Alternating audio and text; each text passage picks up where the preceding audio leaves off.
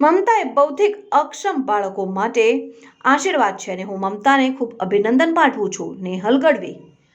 World Bharuchi Vora federation સંચાલિત મમતા rehab સેન્ટરનો મમતા મહોત્સવ યોજાયો. આ દુનિયાના સ્પેશિયલ અને માસૂમ બાળકોએ પોતાની અનોખી કલાકૃતિ બતાવીને પધારેલા મહેમાનોની આંખો આંસુથી ભરી દીધી હતી. મહોત્સવના ખાસ મહેમાન તરીકે નેહલ ગઢવી હાજર હતા અને તેઓએ મમતાની કામગીરીને બિરદાવી ખૂબ અભિનંદન પાઠવ્યા.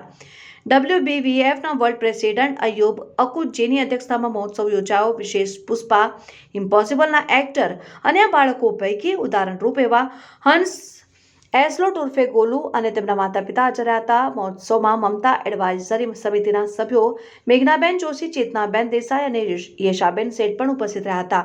સેન્ટરના ઇન્ચાર્જ હની પટેલે જણાવ્યું કે મમતાએ આવા બૌદ્ધિક અક્ષમ બાળકો માટે ઉમેદો અને હોંસલાઓની દુનિયા છે અને અમે એમની આ દુનિયાને હંમેશા સાચવીને રાખીશું. આ બાળકો ઈશ્વરે આપેલ આપણા તમામની જવાબદારી છે. મોટી સંખ્યામાં મહેમાનો અને બાળકો તથા બાળકોના માતા પિતા પણ ઉપસ્થિત રહ્યા હતા.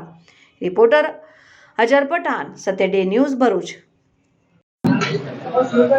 આજે માટલીવાલા સ્કૂલ કોમ્પ્લેક્સ ખાતે વર્લ્ડ ભરૂચી વોરા ફેડરેશન દ્વારા ચાલતા મમતા રિહાબ સેન્ટરનો 3જો વાર્ષિક શો હતો.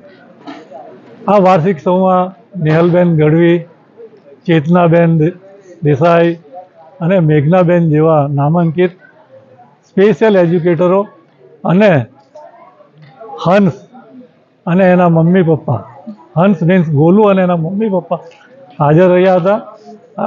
આ પ્રોગ્રામમાં અમારા વર્લ્ડ પ્રેસિડેન્ટ અને અમારા ડાયરેક્ટરો પણ હાજર હતા અને મમતા રિહાબ સેન્ટરના બાળકોએ કરેલું પરફોર્મન્સ સૌએ નિહાળ્યું અને 3 વર્ષના મમતા રિહાબ સેન્ટરે જે પ્રગતિ કરી છે એને આ લોકોએ બિરદાવી અને અમે આગળ ભરૂચમાં એક એક્સેલન્ટ આ ડિઝેબલ બાળકો માટેનું સેન્ટર ઊભું કરવા જઈ રહ્યા છે અને એના માટેનું તમામ પ્લાનિંગ ચાલી રહ્યું છે અને ઇન્શાઅલ્લાહ અમે આગામી વર્ષે મોટાભાગે એક નવું મમતા રિહાબ સેન્ટર ચાલુ થઈ જાય એવી અમારી તૈયારીઓ છે.